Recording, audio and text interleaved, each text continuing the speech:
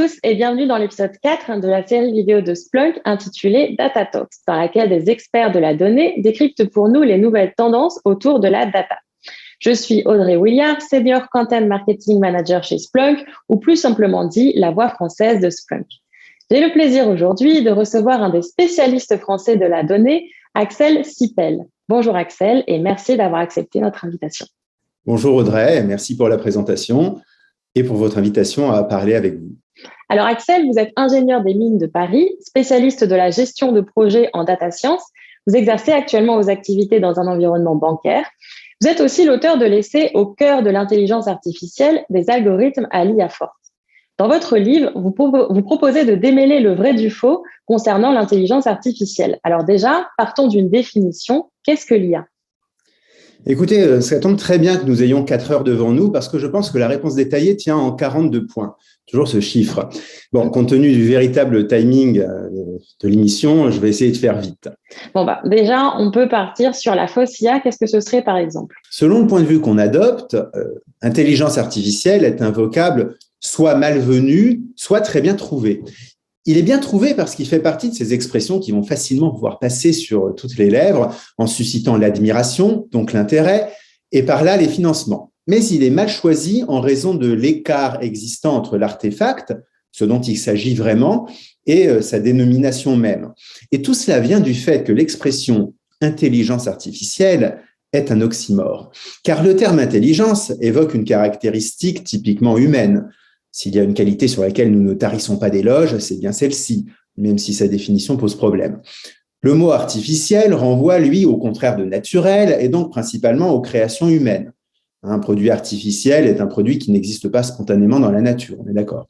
Aussi, l'intelligence artificielle, c'est du nous fabriqué par nous, sans le concours des voies naturelles, si j'ose dire. Autrement dit, l'IA serait l'avènement d'une machine intelligente créée par nous, et c'est cette IA-là qu'on voit à l'œuvre dans les films de science-fiction. Alors, elle fait peur, bien sûr, parce que rarement gentille, elle cherche à nous supplanter. Peur originelle de toute espèce terrestre. Cependant, dans une acception plus réaliste, quoique, mais tout aussi inexacte en tout cas, une acception marketing en quelque sorte, l'IA serait une baguette magique que les nouvelles technologies et le big data nous auraient donné dans le but de faire réaliser par des ordinateurs, et ce mieux que nous, toutes sortes de tâches du ressort de l'intellect. Alors peut-être le marketing dit ça, moi-même en tant que marketeuse, je vais rien dire contre le marketing, mais disons que ce qui nous intéresse aujourd'hui, c'est quand même la vraie IA. Est-ce que vous pouvez nous en parler ? Qu'est-ce que la vraie IA ? Alors pour ma part, la définition que je retiens, et ce qui me semble juste d'un point de vue scientifique, la voici.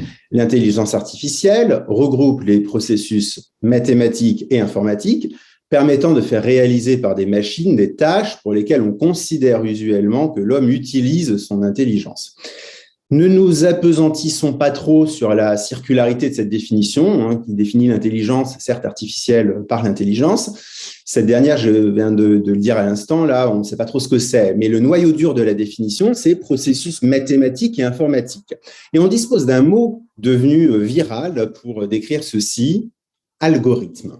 Il est d'ailleurs amusant de constater à quel point ce terme, pourtant technique, s'est répandu dans le public, à tel point qu'on le retrouve utilisé dans des publicités dans le métro.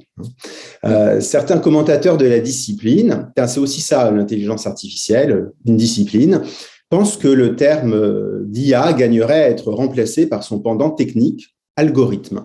IA devenant alors le sigle d'intelligence algorithmique, ce qui me plaît bien, car l'algorithme a trait au calcul et que le calculatoire n'explique pas tout du monde. Bon, ça nous emmènerait trop loin, donc je renvoie les personnes intéressées à mon ouvrage. Bon, il est vrai que algorithme résume bien IA, parce qu'un algorithme, c'est une recette, c'est souvent l'image retenue, donc un processus systématique qui prend des entrées et vous sort non pas des desserts, mais un résultat en un nombre fini d'étapes. C'est très important dans la définition d'un algorithme. C'est une procédure qui ne termine jamais, n'en est pas un. En quelque sorte, un algorithme est un programme d'ordinateur, mais un programme bien fait, qui ne boucle pas. Donc, soit votre algorithme, pour terminer, met en œuvre des règles préétablies pour traiter les données, selon une informatique classique, et votre IA est alors explicite, déterministe, tout ce que vous voulez, soit il permet à la machine de créer un modèle à partir des données, et on se retrouve là dans le nouveau paradigme de l'IA, le machine learning, auquel sont associées des caractéristiques différentes de la programmation classique, l'introduction de l'implicite et d'un rendu probabiliste. Voilà, j'espère avoir à peu près répondu à la question. Est-ce que l'on peut dire que l'IA est indispensable à l'exploitation de la data, et notamment le big data? Votre question est intéressante car elle prend le contre-pied de l'interrogation usuelle, qui est d'ailleurs rarement formulée comme une question. Les datas sont indispensables à l'IA, n'est-ce pas? Alors, continuons sur ce versant. Ça me permettra de répondre précisément à votre question. La mode actuelle de l'intelligence artificielle a pour moteur l'apprentissage machine, c'est-à-dire la modélisation à partir des données. Le machine learning n'est pas toute l'intelligence artificielle, mais seulement la manière principale dont on en fait aujourd'hui. Je rappelle pour nos auditeurs ce qu'est l'apprentissage machine, donc des algorithmes d'optimisation, qui sont des méthodes mathématiques permettant d'extraire de l'information à partir des données que l'on fournit en entrée. Et l'output de ces algorithmes, c'est un modèle, une équation qui résume les corrélations trouvées dans les données et qui va vous permettre de l'utiliser sur de nouvelles données, précisément afin d'obtenir des prédictions, par exemple. Et votre modèle sera considéré comme correct s'il vous permet d'obtenir des prédictions conformes à la réalité. Alors, ce qui a permis l'éclosion récente, somme toute, de ce paradigme, alors je parle de ces applications parce que sinon, l'apprentissage machine est connu depuis suffisamment longtemps. Bref, c'est la conjonction de deux facteurs. Donc, vous avez d'un côté l'augmentation de puissance de calcul informatique, qui permet de raccourcir drastiquement le temps qu'il faut à un ordinateur pour vous fabriquer le résultat, et l'arrivée en masse de données variées grâce à la révolution Internet et aux capacités de stockage à bas coût. Et c'est ce qu'on a appelé le big data. Alors, ces data, ce sont les traces Internet, des enregistrements numériques, et comme un moteur puissant visant à la numérisation de toutes choses est à l'œuvre, nos photos de vacances, puisqu'elles sont plus sur pellicule argentique depuis bien longtemps, vos bulletins de paye, vos procédures administratives, l'ordinateur s'interposant maintenant dans pratiquement tous les aspects de la vie quotidienne. On ne va pas s'en plaindre, on en profite actuellement aussi. Bon, cette digitalisation de l'ensemble de nos échanges a créé de grands volumes de données, représentant une variété d'enregistrements qu'il s'agissait de traiter avec vitesse. Voilà, vous avez reconnu les fameux 3V du big data. Et alors, le big data voit son essor avec celui du web et donc des géants du numérique. Le premier besoin, c'est d'organiser l'archivage et le traitement de ces masses phénoménales de data, mais du point de vue très terre-à-terre de la lecture-écriture. Et une fois que vous avez les architectures qui vont bien, les bases NoSQL, les requêteurs adéquats, là, vous pouvez enfin utiliser ces données. Mais on vient de dire qu'elles sont en nombre incalculable, alors comment procéder? C'est là qu'entre en jeu l'IA, parce qu'avec les capacités de traitement du big data et de calcul, les cartes GPU, les choses comme ça, on peut dorénavant lancer des algorithmes pour détecter si des corrélations sont présentes dans l'ensemble des vidéos que les gens regardent ou dans les requêtes qu'ils font dans les moteurs de recherche. Et comme ça, vous pouvez les cibler, publicitairement parlant, bien entendu, en leur proposant des produits plus à même de les intéresser. Bon, c'est un exemple. Et en fait, c'est un exemple qui nous met un petit peu loin de l'IA de science-fiction, mais ces modèles d'IA, nés des infrastructures de stockage qui ont permis de l'entraîner, est la seule à permettre en retour leur traitement aux fins visées. Justement, on aime bien les exemples concrets dans cette émission. Donc, pour continuer dans le concret, quelles sont les approches de l'IA, mais dans le contexte en fait de l'entreprise? Je pense que, ok. Alors déjà, avant de parler des diverses manières d'approcher l'IA en entreprise, il nous faut, je pense, établir une typologie des entreprises vis-à-vis de l'IA. Selon que vous êtes un GAFA ou une PME, votre approche de la matière va être différente. Alors je viens d'en parler, les grandes entreprises du numérique font partie des acteurs majeurs du secteur de l'intelligence artificielle. On vient de voir pourquoi, puisqu'elles ont largement contribué, de par leurs besoins, à l'essor du big data qui ne peut être exploité essentiellement que par des techniques d'IA. Donc, elles ont donc été amenées à développer. Tout ça, c'est logique. L'IA, chez elles, du coup, c'est natif et comme les GAFA ne sont pas des laboratoires, ils ont des départements de recherche, évidemment, mais ce ne sont pas des laboratoires de recherche en tant que tel, ce sont des entreprises commerciales, eh bien, celles-ci ne lésinent pas sur la com. Alors, ce qui les fait passer assez rapidement sur les errements. Mais alors, quand il s'agit de battre le champion mondial de Go, voilà, tout d'un coup, ça intéresse tout le monde, tout le monde se met à en parler. Et d'ailleurs, ça se demandait si la promotion médiatique orchestrée à l'époque n'avait pas plutôt trait à une sorte d'humiliation préméditée. Bon, bref, les GAFA, cela dit, contribuent grandement à l'open source. Et leurs librairies sont couramment utilisées par la communauté des data scientists. Dans le même temps, on ne peut pas s'empêcher de penser que cette sorte de mécénat s'accompagne d'un prosélytisme assez marqué, mais passons. Bon, très bien. Alors, quand vous n'êtes pas un GAFA, comment faites-vous de l'IA alors? C'est un peu ça votre question finalement. Pour ce type d'entreprise dont c'est pas le cœur de métier, et un peu comme pour les GAFA, en fait, la question tourne autour des données à disposition, étant assumé que pour les grandes entreprises, le recrutement de quelques data scientists au sein d'un data lab ne posera pas de problème majeur. Pas m'avancer non plus. Elles sont à leur conduite, ces entreprises, classiquement, à effectuer une roadmap, jusque-là rien de très original, pour laquelle il va s'agir de détecter les projets susceptibles de bénéficier de ce type de technologie. On pense naturellement à tout ce qui pourrait être automatisé et qui ferait gagner du temps. Et c'est ainsi qu'on s'oriente souvent vers de l'analyse d'images ou de texte. Alors, tout à l'heure, on évoquait les définitions de l'IA. Alors, voici une que j'aime bien donner dans un contexte d'entreprise, qui est faire de l'intelligence artificielle, c'est faire rentrer plus d'ingénierie dans l'entreprise. Alors, c'est une approche, voire tout un programme en soi, parce que si les sociétés industrielles, techniques ou technologiques n'ont pas attendu l'IA pour envisager ainsi leur processus, il reste une grande marge de manœuvre pour toutes les autres, sans compter celles qui auraient bien des cas d'usage, mais pas la taille leur permettant des investissements en personnel ou autres, qui mettraient l'IA à leur portée.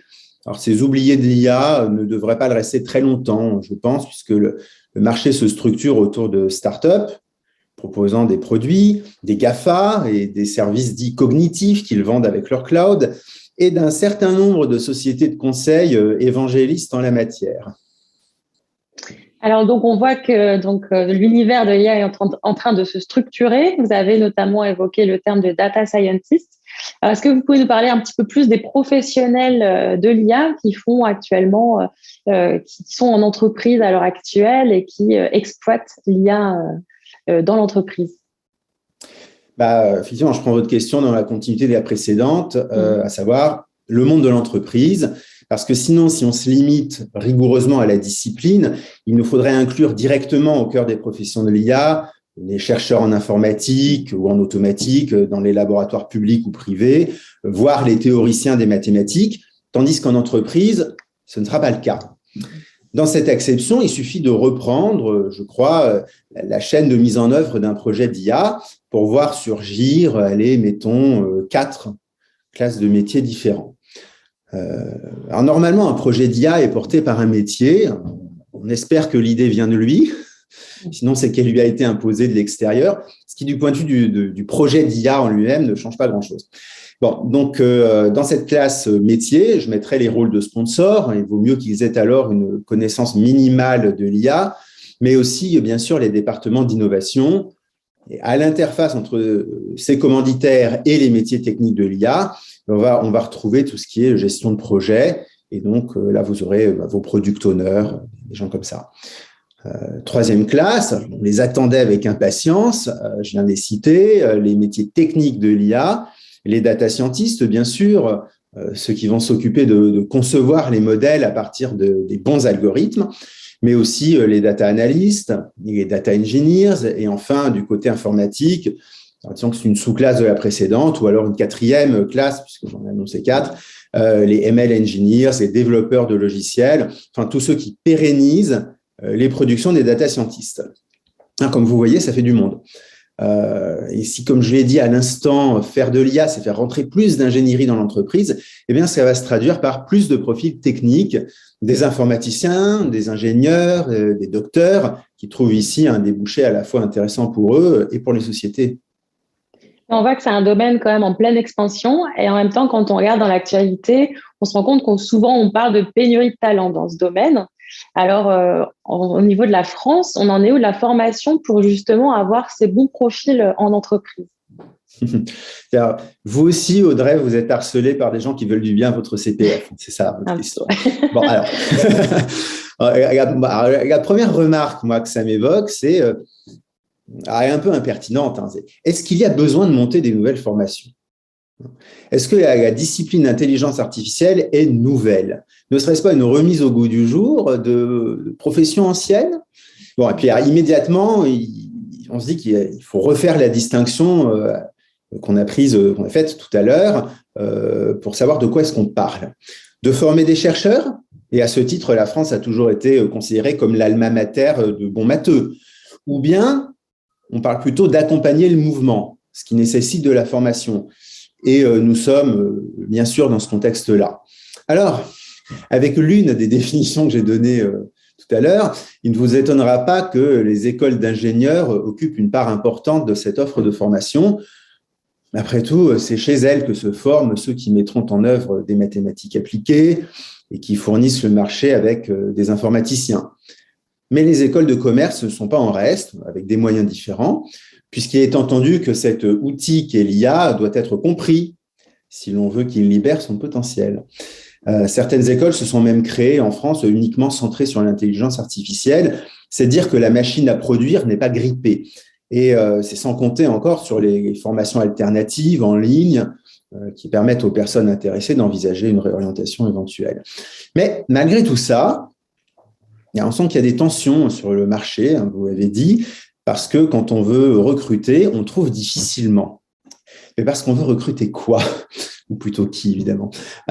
Comme d'habitude, me semble-t-il, du plug and play, du profil senior, que par définition, les écoles ne sont pas capables de fournir.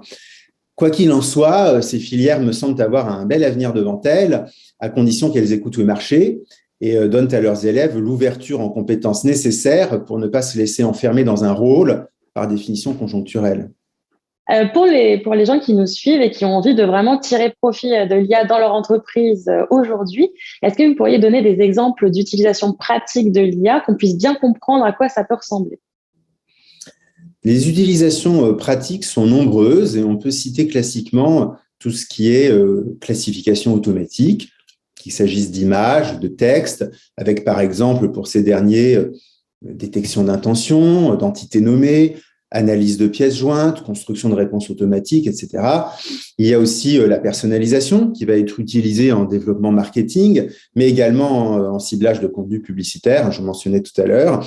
Il y a les moteurs de recommandation, l'analyse vidéo, la traduction, la transcription ou la synthèse vocale, la lutte contre la fraude, la reconnaissance faciale. Bon, en fait, partout où vous avez des masses de données sur lesquelles peuvent être développés des modèles qui permettent d'automatiser certaines fonctions de l'entreprise, vous avez un gisement d'utilisation pratique pour l'intelligence artificielle.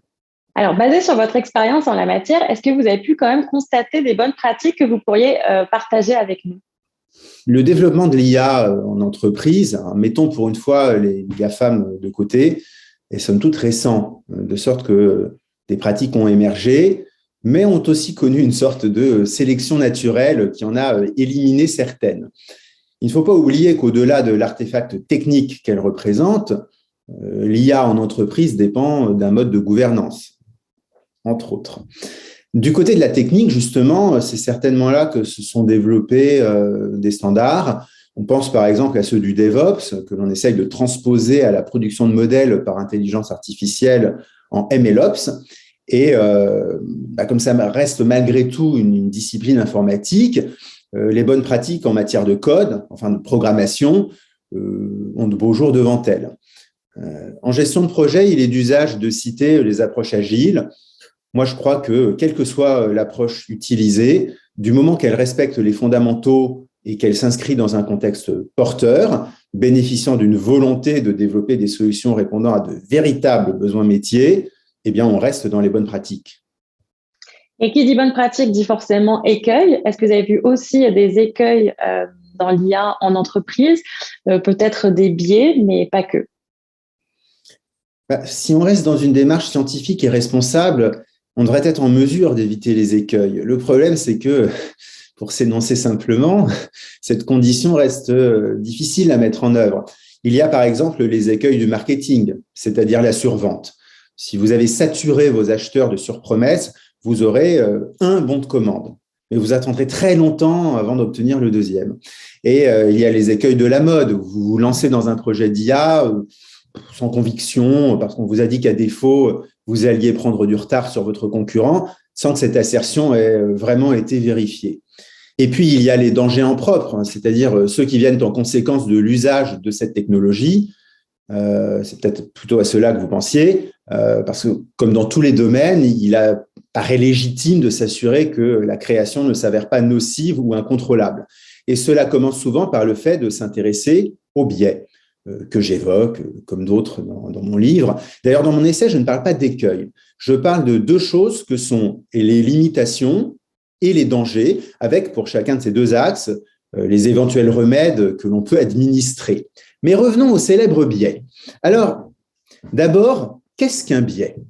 Eh bien, dans le contexte qui est le nôtre, si on reprend les définitions du dictionnaire, est biaisé, une chose, je cite, qui est déformée ou fallacieuse et qui se retrouve ainsi détournée de son but originel. Et le Larousse nous enseigne que cela se dit d'une observation présentant une distorsion systématique ou encore d'un raisonnement fondé sur une telle observation. Et vous voyez que ce sont pas des définitions simples déjà. Donc, l'IA crée un modèle qui peut être biaisé et favoriser des erreurs de jugement, des discriminations en fonction de la manière dont on a prévu de l'appliquer. Bon, alors quand c'est pour vous présenter des publicités, c'est pas très grave, même si l'insistance de mails reçus pour nous vendre des mutuelles seniors peut finir par agacer à la longue. Mais quand l'outil peut avoir, du fait de son utilisation, un impact significatif sur votre vie, voilà, c'est un autre sujet. Alors, en fait, d'où viennent ces biais ? Rapidement, de trois choses. Des données, qui peuvent être biaisées, de la modélisation, qui ne représente pas toute la complexité du monde, et de sa conception qui, si elle n'a pas été faite dans les règles de l'art, va passer à côté de sa cible. Et comment procède-t-on pour créer une IA qui n'est pas biaisée ? Eh bien, en contrôlant les trois choses que je viens de mentionner, et en particulier en s'assurant que les données qui ont présidé à la création de l'IA en question sont exemptes de ce défaut. Alors, il s'agit évidemment aussi de questionner le champ d'application auquel on prédestine cette IA. Et alors, rien qu'en faisant ça, on écarte, me semble-t-il, pas mal de problèmes. La contrepartie, évidemment, c'est que c'est compliqué. Faire de l'IA en mode machine learning, c'est utiliser des statistiques. Tester si une base de données est représentative d'une population, c'est utiliser, devinez quoi, des statistiques. Donc tout ça tourne quand même en vase clos. Sans parler qu'on a beau essayer d'anticiper les choses, on n'y arrive quand même pas souvent et il est nettement plus fréquent de se retrouver avec un problème devant le fait accompli. Et pour terminer là, sur ce point sur les biais, les combattre, c'est bien, mais il ne faudrait pas se croire arriver pour autant et s'arrêter là. Alors, on rajoute de l'explicabilité, censée être la panacée qui vous révélera ce qui se passe dans l'envers du décor. Et puis, sans doute, nous faudrait-il aussi sortir de cette pseudo-réflexion de littérature de science-fiction. On ne peut se contenter des lois, entre guillemets, de la robotique qu'Asimov formulait au milieu du siècle dernier. Et donc là, on va pas parler de science-fiction, on va parler un peu plus d'actualité. Et vous le savez sûrement, la France va investir 2,2 milliards d'euros dans l'IA. C'est ce qu'elle a déclaré il y a quelques mois. Alors, est-ce que selon vous, c'est une bonne nouvelle ? Comme d'habitude, ça dépend pour qui. Pour le secteur dans lequel ces milliards s'investissent, c'est toujours une bonne nouvelle. La question que l'on peut se poser me semble plutôt être pourquoi investir autant ici et pas ailleurs ? On pourrait par exemple se demander si ces milliards ne seraient pas plus utiles au milieu hospitalier, un exemple pris tout à fait au hasard. Ensuite, il faut questionner le pourquoi de cette manne financière et sa bonne utilisation. À qui profiteront ces fonds dont la charge va sans doute venir augmenter la dette publique, au moins à court terme ? Si la France souhaite investir dans le secteur de l'IA, c'est qu'elle ne veut pas rester à la traîne, comme c'est d'ailleurs reproché plus généralement à l'Europe, qui serait écrasée au sens propre du terme, voire prise entre les tirs croisés par ses encombrants partenaires américains et chinois. D'ailleurs, l'Europe occupe le terrain médiatique en faisant fonctionner l'imprimerie, une invention européenne, pour produire des textes de loi. Et l'on peut supposer que c'est pour ne pas être perçu seulement comme les nations législatrices des données et de l'intelligence artificielle, que l'on peut souhaiter alimenter en deniers de l'État un secteur dont on attend qu'il produise. Alors, faciliter la réalisation de produits d'IA, de sociétés les commercialisant, tout cela ne semble pas mauvais à première vue. S'il s'agit de ne pas se laisser coloniser, à condition que ce ne soit pas déjà trop tard, par les géants des partenaires commerciaux précités. En revanche, là où il faut se montrer attentif, c'est sur les usages anticipés de tous ces futurs développements technologiques. Parce que mettre 2 milliards sur la table pour constituer de grandes entreprises françaises ou européennes à même de contrer ou de concurrencer, disons d'une manière plus neutre, les géants du numérique, les GAFA, les BATX et tout ça, oui. Mais si c'est poser 2 milliards sur la table pour enfin mettre sur pied Big Brother, vous avouerez que c'est plus questionnable. Alors, je vais revenir à votre livre et d'ailleurs, on va mettre un lien en description pour les gens qui sont intéressés. Dans ce livre, vous parlez d'une éthique dans l'IA, mais concrètement, vous entendez quoi par ce terme d'éthique? Oui, alors c'est vrai que c'est une question qu'on se pose. Est-ce qu'il y a besoin d'une éthique dans l'IA? Bon, à mon sens, il faut une éthique en IA comme en toute chose. Toutefois, il est vrai que ce sujet revient avec une certaine insistance, bizarrement, sur cette discipline, ce qui me paraît être une nouveauté pour un domaine technique, quand on y pense, mais enfin, dans le domaine de l'armement, par exemple, quand on parle de vendre des avions de chasse ou des sous-marins nucléaires, tout le monde applaudit, personne ne parle jamais d'éthique.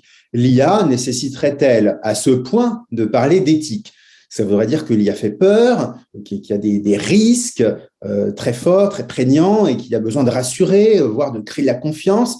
Bon, alors, c'est une question qui ne peut pas être traitée en 5 minutes parce qu'elle aborde un sujet important dans nos sociétés qui est l'usage des avancées de la science, donc qui vient questionner directement la notion de progrès.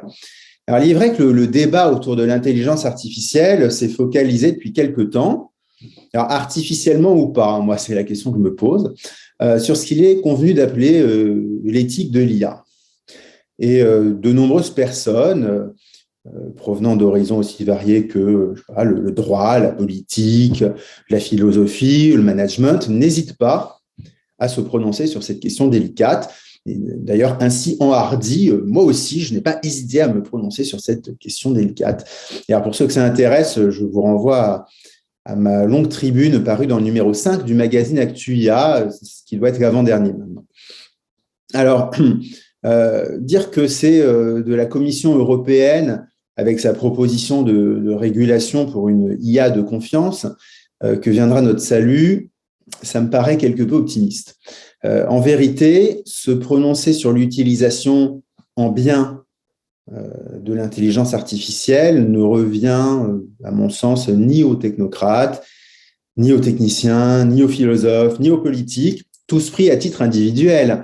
En revanche, une réponse peut sans doute émerger d'une réflexion collégiale et pluridisciplinaire sur ce sujet. Alors bon, vous avez réussi à dire en 5 minutes à peu près ce que c'était l'éthique et ça tombe bien parce qu'en fait, on arrive à la fin de notre entretien, donc c'est passé très vite. Donc ma dernière question, ce sera sur le futur de l'intelligence artificielle. Très rapidement, comment vous le voyez ce futur?